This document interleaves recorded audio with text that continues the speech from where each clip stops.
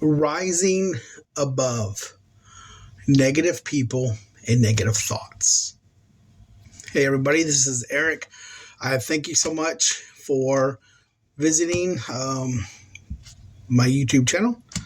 And so, this is going to be about rising above negativity and negative people and thoughts. And it's going to be the 10 powerful ways to rise above that. Okay. So, and so I made the list here. So, first one, setting boundaries. First up, setting boundaries is crucial. It's about defining what you will and won't allow, in your life. So that's the first step in rising above negativity, negative people, and things like that. Remember that we are all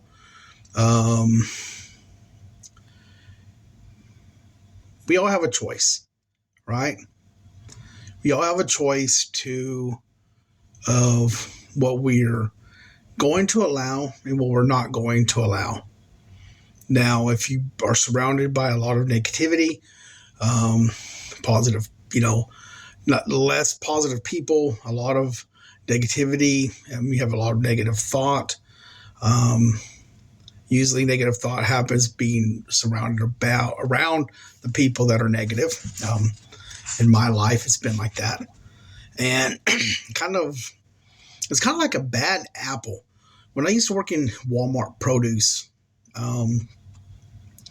we would always cull through the fruits and vegetables, and the new stuff always was brought to the top, and the old stuff was brought to the bottom.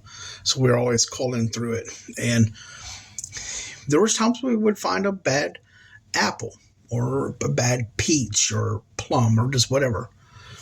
And we always noticed that if you didn't get it out, that rotted fruit would always make the other things in the batch or close to it rotted as well. It's pretty cool, pretty weird, but that's the way it happened. And it's like that with people as well, So the first one is setting boundaries. And number 2, practicing positivity. Let's talk about the power of positivity. Embracing affirmations, gratitude, and focusing on the good that can transform our mindset. So we've got to practice positivity. And you practice positivity by actually going out and doing things that are positive, changing your mindset, doing activities such as 6-phase meditation by Vision Lakhani. I don't know if I'm pronouncing that correctly. Bob Proctor meditation. Doing those, I'll put those in the description, the video below this video. And doing that, and doing other things. I like to, a lot of times, if I'm a Bible man. I like reading the Bible. I like to interact with that, praying and stuff like that. But I also like to, there are times that I actually like to, if I'm kind of feeling unpositive, kind of negative, and then I know that my heart's not right. So what I need to do is I need to read more of the Word. I need to pray more. I need to give a lot of things to God, that, and also, you can also I like watching uplifting videos. All those videos that it says, "Don't give up. Whatever you do, don't give up." Those type of motivational videos. I love motivational videos. And so you just want to continue to focus on the good, and transform your mindset. You need to Your mindset is the tool. Your mindset is the realm of possibility. In the Bible, it says, "As a man thinks, so is he." So you want to make sure that your mindset is set straight. And, and if a negative thought comes up, you cast it aside as a sin, and you get yourself back into a positive state of mind. Okay. Number 3, surrounding yourself with positivity. So surrounding yourself with positive influence is essential.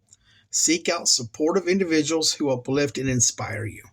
One person that inspires me, Robert Hollis. My whole family knows about him.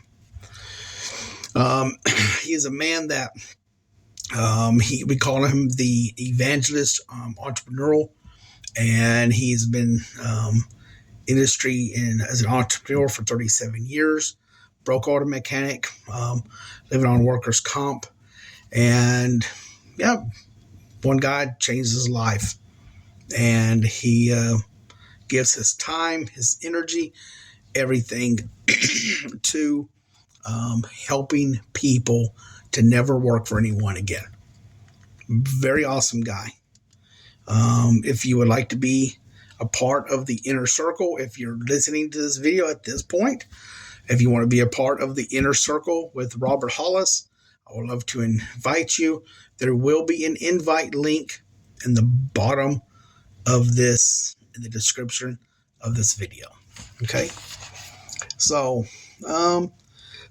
that's one thing about him. Surround yourself with positive influence is essential. Seek out supportive individuals who uplift and inspire you. Robert Hollis inspires me. He lifts people up, and he's just an altogether good guy. There's a lot of good people out there. Some of the people being Ray Higdon, he's a good guy too. Okay. There's a lot of people that are willing to lift you up. Don't listen to uninspired people. Don't listen to people who don't even try, who give up. Don't listen to people who are just negative Nancys. Okay. Sorry if your name is Nancy and so anyway, it's a term.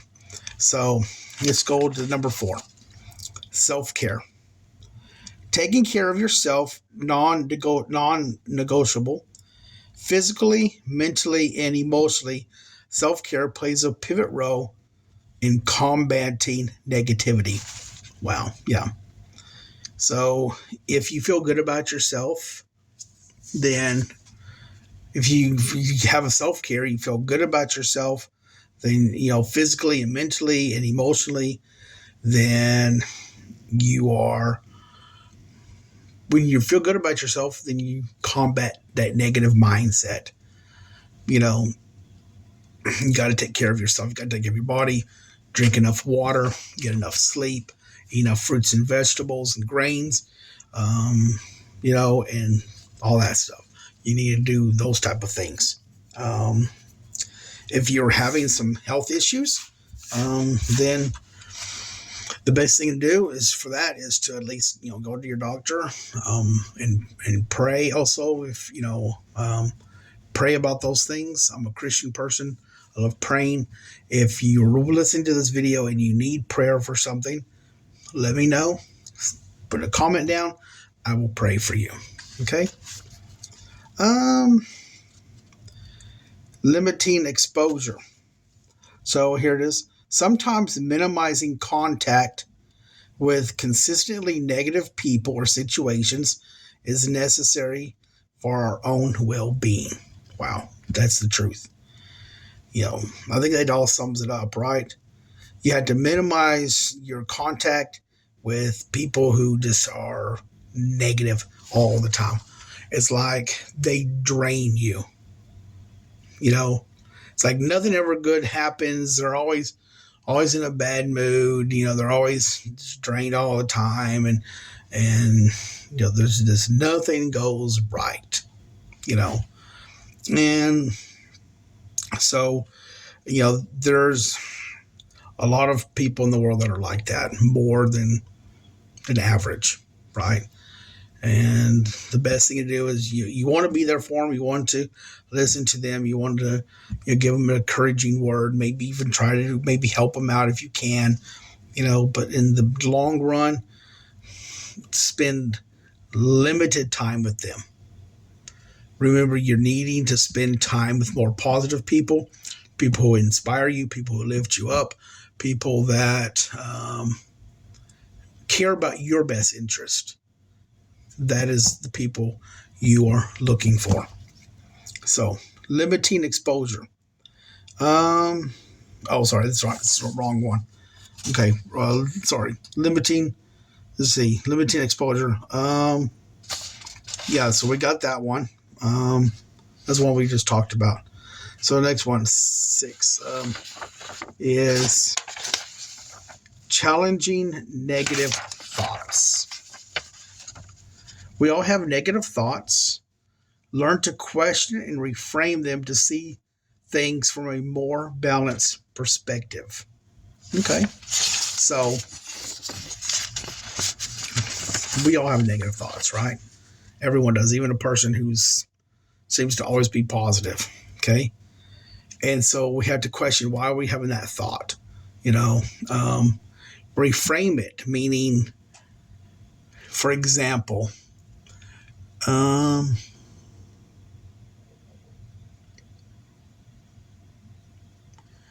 meaning like this. For example, I'll make something up. Not make something up, something that happened.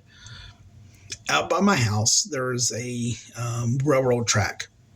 And usually we know, because my wife and I and all of us, we've lived out of our certain area for years and years and years. So we know about the times the train comes.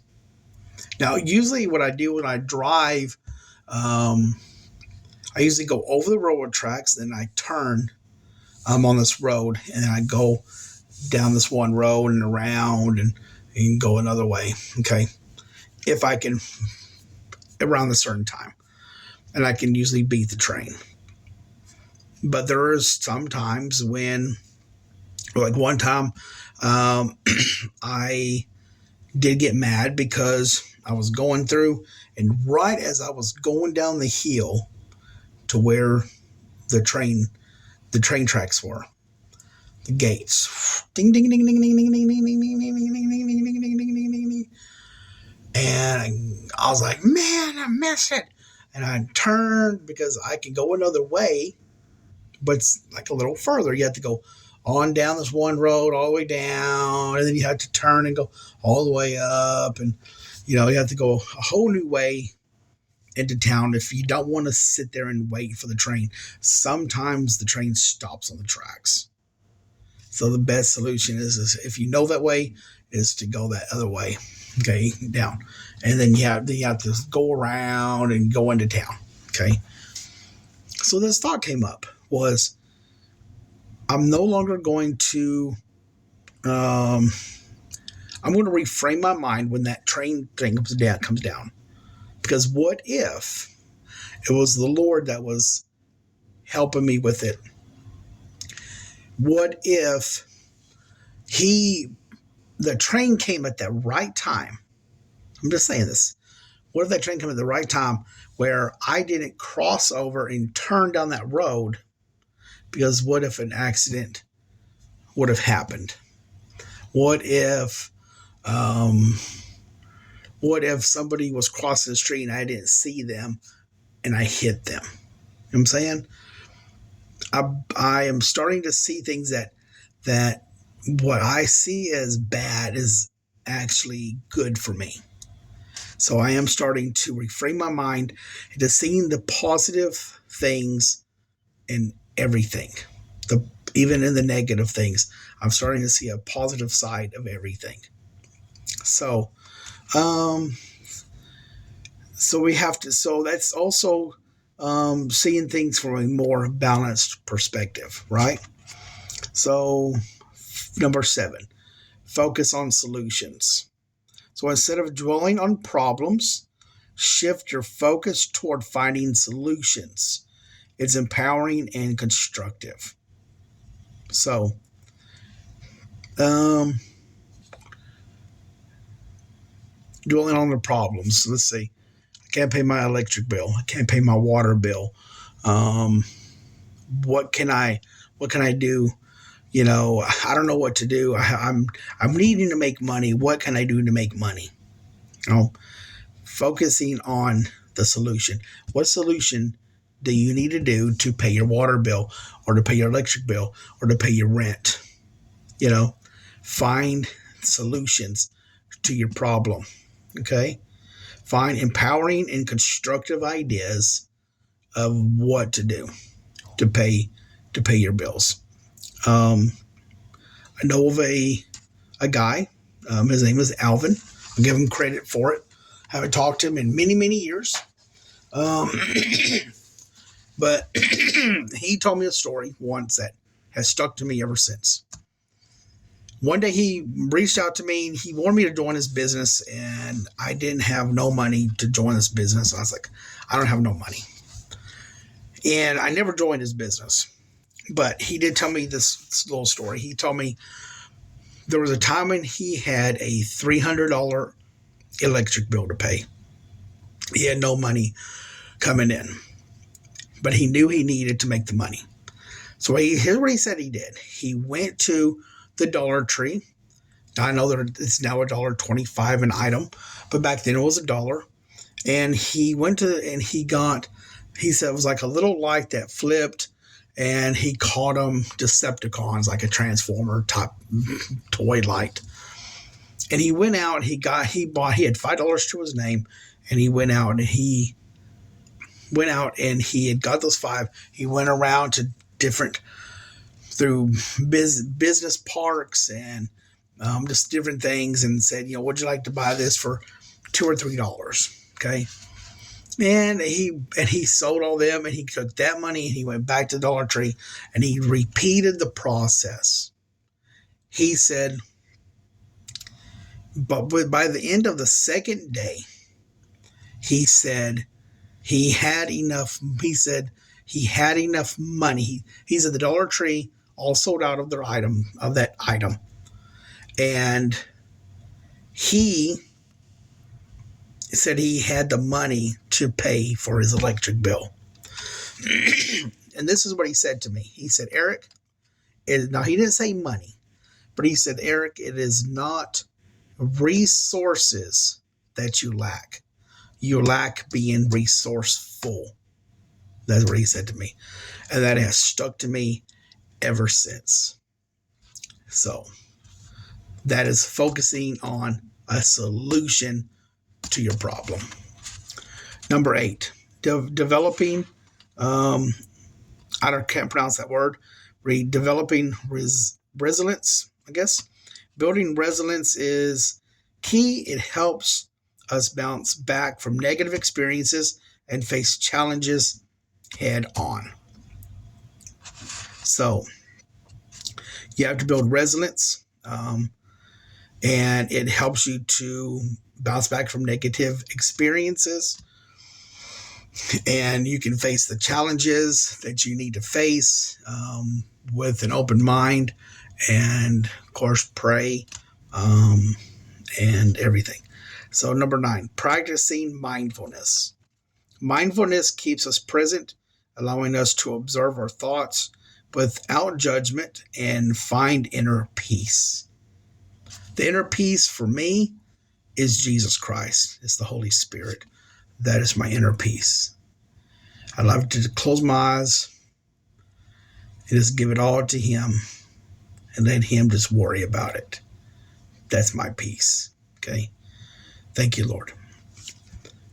Mindfulness keeps us present. So we have to be mindful, allowing us to observe our thoughts without judgment. So every thought that comes to our head,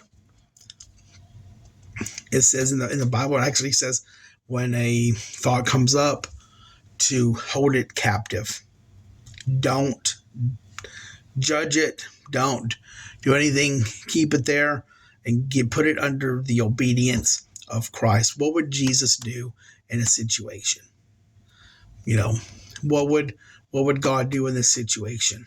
You know, what would in a positive way, what would you do in this situation? Right? Okay. To find that inner peace. Seek ye first the kingdom of heaven and his righteousness, and all things will be added unto you. Number 10, seeking professional help if needed. So the last thing is seeking professional help. Therapy, counseling. A lot of people don't want to go that route. But sometimes you have to. Sometimes, if you went through hell your whole life and you just don't know how to be positive, you don't know how to rise above what you're going through. Maybe you just need a friend to talk to, you need someone to talk to or whatever, then do that. Okay. It's brave, it's proactive, and it's steps that you can take towards managing the negativity thoughts and actions and all that stuff. Okay. So keep this in mind, that remember to rise above negativity, right? Okay. Rising above negativity is a journey. It's a journey that's not going to happen overnight. Think about it. Your negative thoughts were there not on one day. It took time for you to develop a negative thought lifestyle and being surrounded by negative people, right? So you have to give yourself credit. You need to be patient with yourself. You need to be kind to yourself. And as you implement the strategies and you do it little at a time, day by day, you'll start noticing little changes in your life. So thank you for watching. I ask that you don't forget to like and share and subscribe to my channel. And I will do my best to put a video on here every day. God bless and see you on the next video. Bye for now.